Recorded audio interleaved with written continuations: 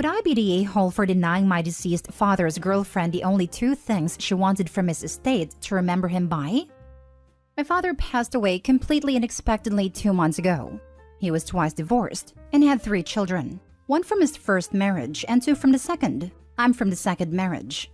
3 years ago, he found a new girlfriend.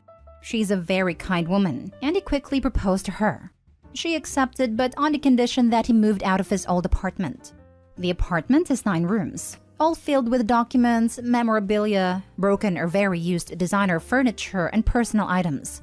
He never moved out. He simply couldn't muster the energy to clean it all up, and so they were never married.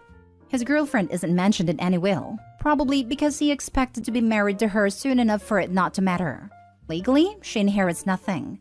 She's now asked us to give her 2 things to remember him by: a wristwatch and a silver bowl.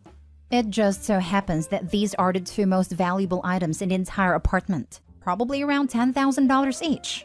We don't know if he promised them to her or if she's just scoped them out when visiting him. We do know that he's already given her gifts worth around $100,000 and that she's well off financially. We could all really use some extra money at the moment.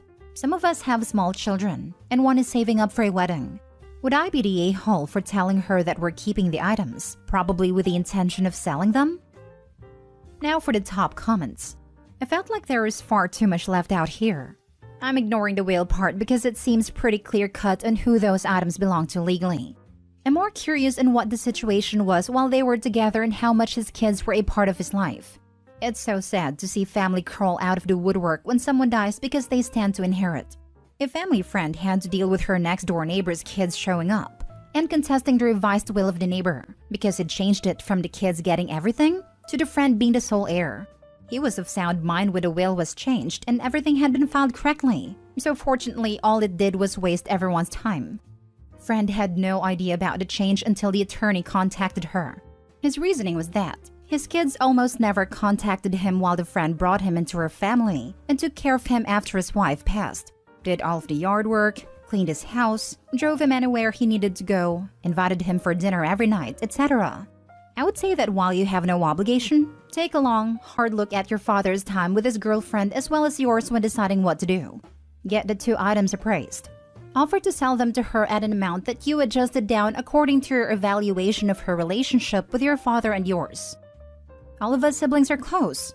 2 of us were very close with our father, and 1 fell out with him years ago but had just started reconciling with him. He was close with his girlfriend, but in a bachelor kind of way.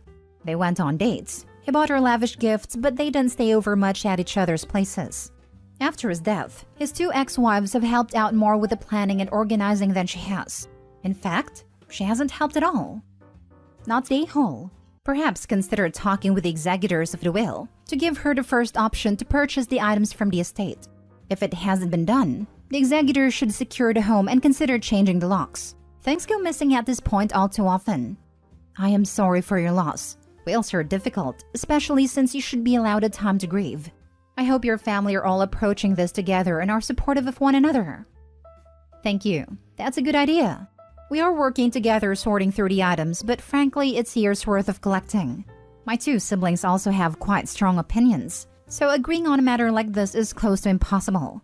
Furthermore, to complicate the matter, my own mother, his former wife, would like to buy the silver bowl from us.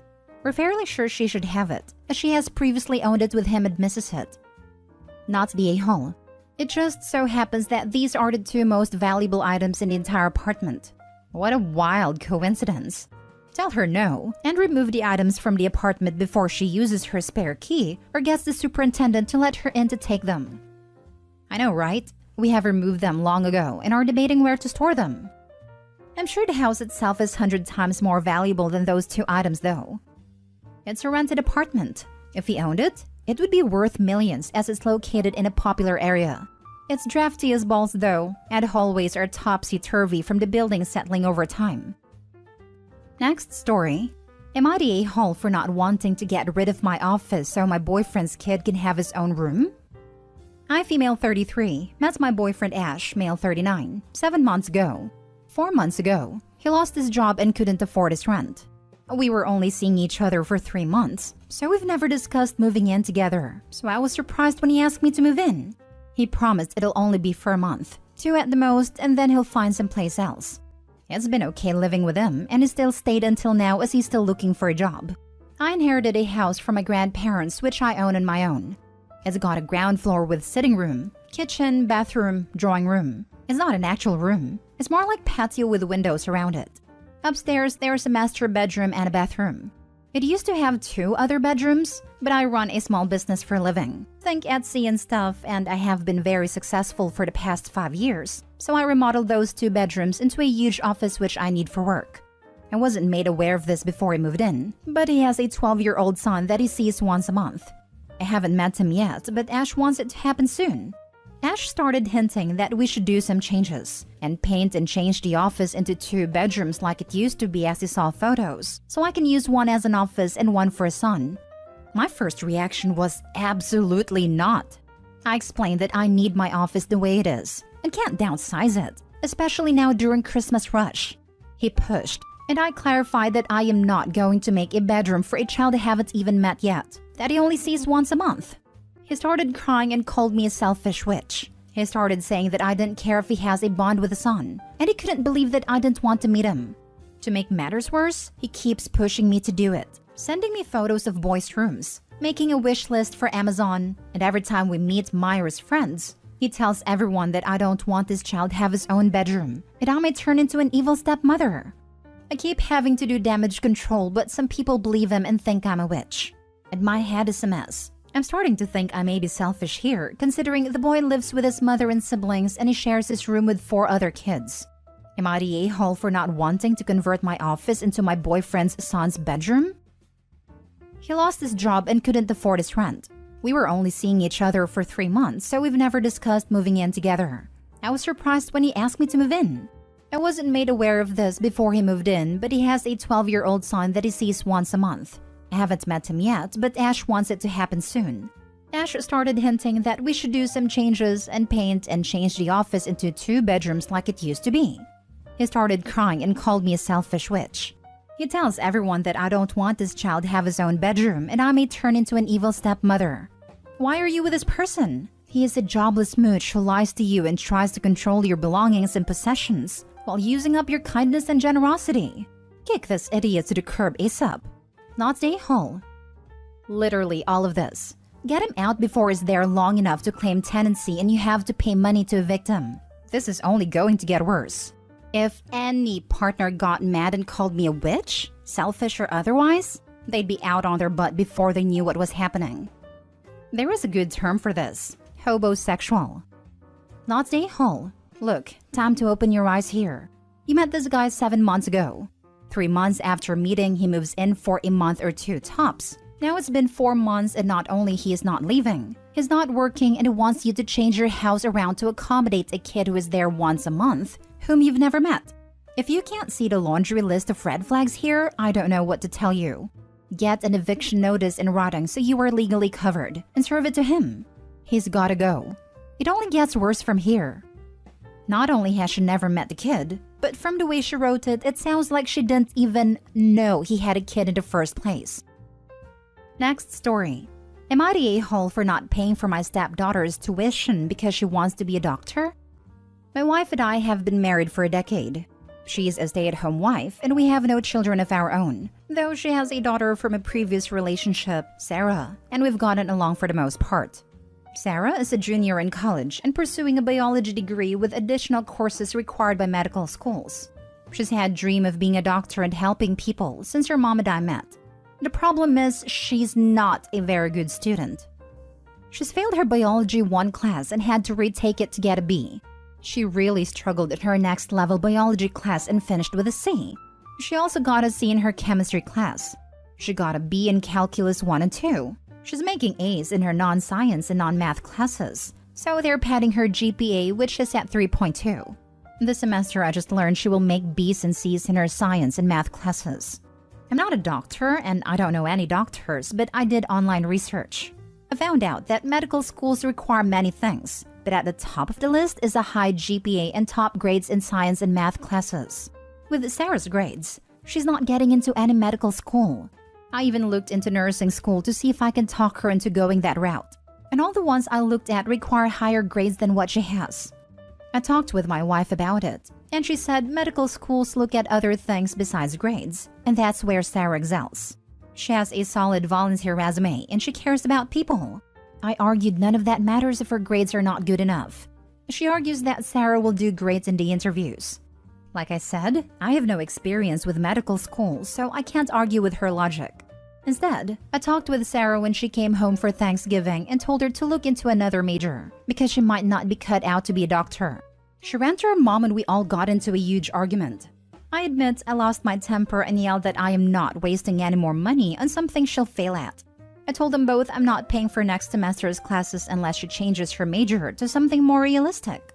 I feel bad. I really do. But I'm not rich, and I don't have money to waste if she doesn't have a chance to get into medical school. Am I the a-hole? Additional info. The reason why I want her to switch majors is that having a biology degree without any advanced degree is useless for my research. While I don't know any doctors, I have friends who have biology degrees without other advanced degrees and they couldn't do anything with it. One had to go back to school for another degree. One works as an assistant manager at Lowe's. Another has been a receptionist for 20 years. They all advised against getting just a biology degree. While these are all noble jobs, they didn't need to pay for a biology degree to get those jobs. I'm still willing to pay for her degree if she switches to something that will allow her to get a good job. Now for the top comments. Not the a-hole. The YTAs are ridiculous. Medical schools are very competitive, and every one of them have a minimum GPA requirement. If her GPA is below that, they'll automatically reject her without a chance of an interview. While she can make a decent living with a biology degree, she has to be good in science and math to excel in those fields. If she's making B's and C's, they're not even going to interview her. I understand people saying you should give her a semester to improve, but they don't understand how science and math work. The more advanced science and math classes are built upon what should have been learned in the lower level classes. If she's making B's and C's in the lower level classes, she's going to really struggle in upper level classes. If she got a C in basic chemistry, she's not going to get an A in organic chem. This is accurate. OP is not the a-hole for being realistic. Mom is being 100% supportive no matter what parent, but that is not always the most helpful in the long run. Someone needs to be objective, since the family is not wealthy enough to fund multiple college degrees for Sarah. Not the a-hole. If she can't pass Bio 1 and Chem 1 with high A's, she will not pass the MCAT. Basically, given all this information, there is not a med school that will take her. She needs to find an alternate path in life. I had a 3.3 science GPA, but scored 521 MCAT, which was 98th percentile the year I took it. Got multiple MD acceptances. GPA is so subjective based on school. There's a reason schools weight MCAT just as, if not more, heavily. It's the great equalizer. Maybe she should do a mock MCAT exam to show how she might score, which could help validate OP's concerns. Or speak to someone at the school who can allay OP's fears, or prove him right with someone connected to the school. Not the a-hole, but a frank family discussion is in order to discuss what type of aid will be available after college. Info. Has she taken organic chemistry yet? I remember knowing a bunch of people on a pre-med track back in college, and that class more than any other seemed to be a sorting hat for who continued on to med school.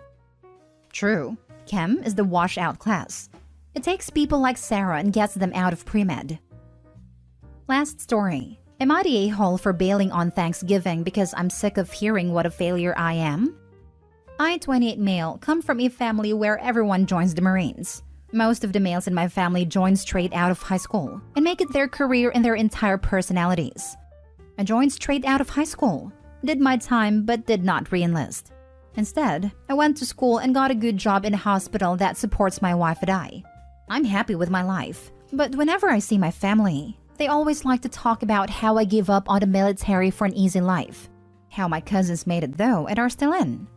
Since it's November, every Thanksgiving has to have a Marine birthday cake and leads to comments about me not acknowledging that's Marine's birthday on Facebook. Just dumb stuff that doesn't even matter.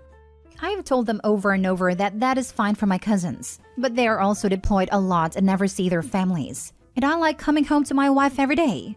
One of my cousins is 21, married to the first girl who spoke to him and now has a 1-year-old. This is who they compare me to because I'm 28 with no kids. That's fine if that's what he wants, but not for me. I told my mom this year my wife and I are going to stay home and do our own Thanksgiving. She's upset and calling me immature, saying they're just kidding and I'm too sensitive. But I'm sick of getting put down every holiday and family get-together for choosing a different life path than them. Not the a-hole. If you do end up going, bring the Crayola tub of crayons and set it out with the desserts. LMAO. Not the a-hole. If you're the one who is supposedly too sensitive, why are they the ones all upset over you spending Thanksgiving with your immediate family instead of them? Listen, not the a-hole. Military life isn't for everyone. It's hard, and it's hard on families. Tell mom you aren't the immature one. The rest of them are for being such giant a-holes. Enjoy Thanksgiving with your lovely wife. My dad spent 27 years in the Navy. I still remember telling him as a kid I wanted to join the military. All he said was, "Don't. You never see your family." And just like that, I stopped wanting to be a soldier. Yep, that's how my dad is. He did multiple deployments for various branches. Grandpa was Army and all the siblings. Catholic family either joined or married someone in the service. All he ever said about it was, "Our family did enough." My grandpa served in World War II in Europe. He saw a lot. He did a lot. He absolutely never encouraged any of his kids or grandkids to enter the military. He told us about what he saw and did during the last few years of his life. He was an 18-year-old kid bombing Germany. He never wanted that for any of us. At 95, his voice was still haunted by the things he had to do when he was 18. Families that encourage their kids to join the military, knowing and hoping they'll get sent into war zones, are insane to me. I would never want my family to be forced between taking a life or dying should that come up. Opie did his time and wants nothing to do with it. Can't say I'd want to do anything to do with my family ever again if they mocked me for not wanting to be a part of that any longer.